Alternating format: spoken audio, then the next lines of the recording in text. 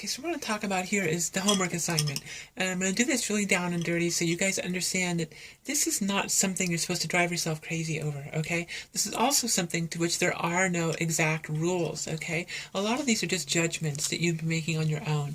What we're going to do is we're going to break down this image as if it were a ViewMaster image, okay? If you remember the ViewMaster images from when you were kids, they would be, some of them would be like 3D photographs, but a lot of them were cartoons that were developed into 3D images. And that's how we're going to be thinking about these. We're going to be thinking about those like those outlined old ViewMaster images that were broken down into layers. So what are the layers here? We're going to break those down with tracing paper. I would start with this here as being layer 1, although my marker has decided it's not going to work. So, and that side doesn't work. That's okay. I've got 3 of them in my lap. This is going to be basically layer 1. So this is an important part to understand, is the layers don't have to be large to create depth. If you look at the amount of space this image takes up, that little tiny layer is enough to create a depth cue, okay? I'm going to merge, I think, this all into one layer. Someone might want to make these 2 separate layers, so I'm going to merge them into one layer. Alright, so we're just going to follow it up through here. Very loose, very down and dirty, as I keep saying. You don't need to get too fussy here.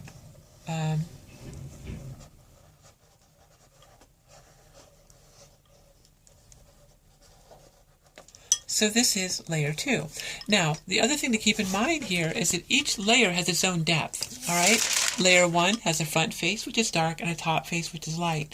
Layer 2 has a front face, which is dark, and a top face, which is light. Look at the little layers within the layers. So you're going to be paying attention to layers within layers. I'm not going to do this in every one of these layers, but I'm going to do this in this case.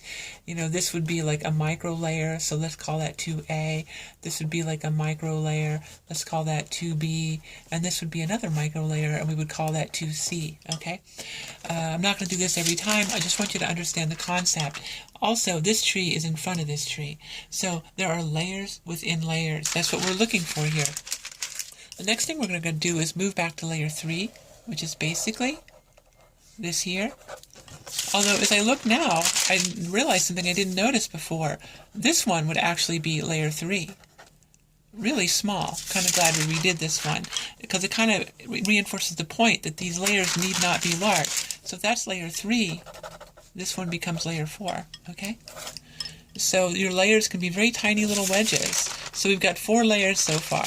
The 5th layer basically comes back through here, and I'm going to call this 5A, and I'm going to go ahead and include this here as like 5B. We don't have to break them down into 5A and 5B. I'm just doing this now to be a little bit specific for your benefit. Okay, this could all be just considered layer 5. I just wanted to show you this little breakdown here.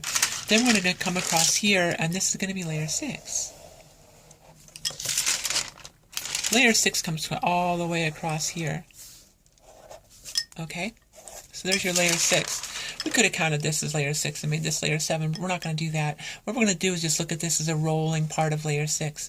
Look at the different layers and levels on layer 6 that are happening here. But then we're going to go down here, and this is basically layer 7, which presumably goes on by here. So that's layer 7. Layer 8 is this one here. Notice this lovely light ridges on top to differentiate those subtle layers, okay? Now, when we get back to layer 9, that one's coming down here, or maybe that's part of 8. I'm going to go with 9 on that. So let's say this would kind of go down through here, and this would go down through here. So we're going to call that layer 9. Layer 10 is basically going to be this area here. So that's layer 10. Notice the different layers in layer 10. Roll, roll, roll, roll. Then we go back into here, and we have layer 11, which is in our deep space layer. But then we go even deeper into space, and we have a plane back here, which makes layer 12. Then we have this roll of mountains here, which goes across here, and that's layer 13. You can see that, right? This distinct layer of a plateau, the mountains here, but there's another layer of mountains back here. Goes across here. So that's 14. And I think if you look further back, we've got another layer of mountains here. 15. And very subtle. There's one little extra layer of mountain right back here. 16. And then 17 is the deep space. Now the point of this is that if you can see it and you conceptualize it, you can do it. If you can't see it, you can't conceptualize it, and you can't do it. This is all this homework is. Just trace out these layers. As you can see here, there's a lot of judgment calls you're going to be making. This isn't something to get neurotic over. There's no right or wrong answer. It's just training your eye to see with a little more competence.